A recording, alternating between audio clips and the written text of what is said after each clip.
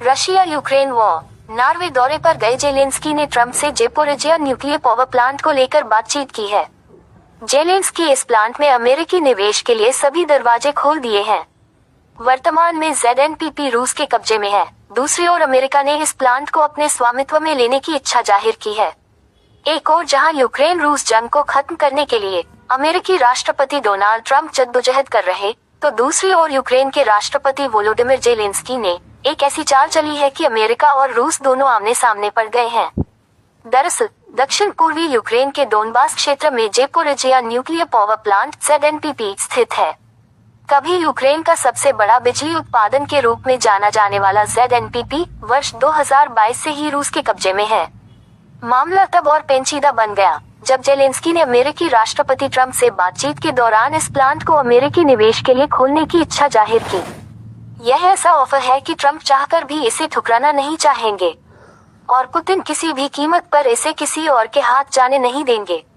अमेरिकी राष्ट्रपति और जेलेंस्की के बीच फोन पर लंबी बातचीत हुई।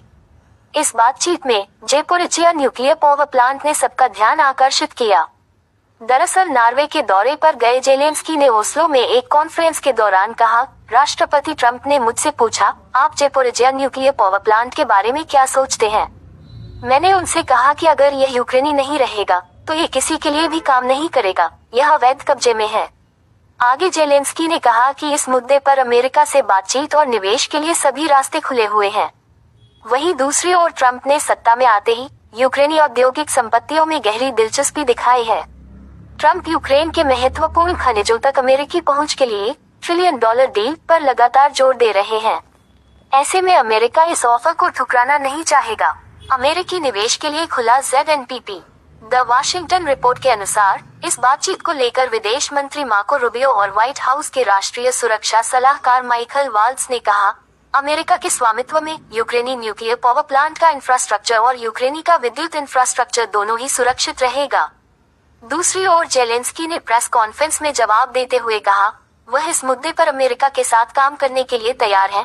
अमेरिका इसे रूस से वापस लेना चाहता है और इसके आधुनिकीकरण में निवेश करना चाहता है। हम इस मुद्दे पर अमेरिका से बातचीत कर सकते हैं। चर्चा के लिए सभी द्वार खुले हुए हैं। जेलेंस्की की इस कूटनीतिक चाल ने अमेरिका और रूस दोनों को सामने लाकर खड़ा कर दिया है। एक रिपोर्ट की माने तो ज़ेपोरिजिया यूरोप का सबसे बड़ा पावर प्लांट है। दोनों देशों के बीच जारी जंग में यूक्रेन ने इसे मार्च 2022 में खो दिया था। तभी से यह रूस के कब्जे में है, जो कि फिलहाल बंद पड़ा है। इस मामले को लेकर अंतर्राष्ट्रीय परमाणु ऊर्जा एजेंसी और यूक्रेन ने बार बार चेतावनी दी है कि फ्रंट लाइन से काफी नजदीक है, जिसके चलते परमाणु आपदा का खतरा लगातार बना रहता है। यूक्रेन इससे पहले भी परमाणु आपदा की मार झेल चुका है।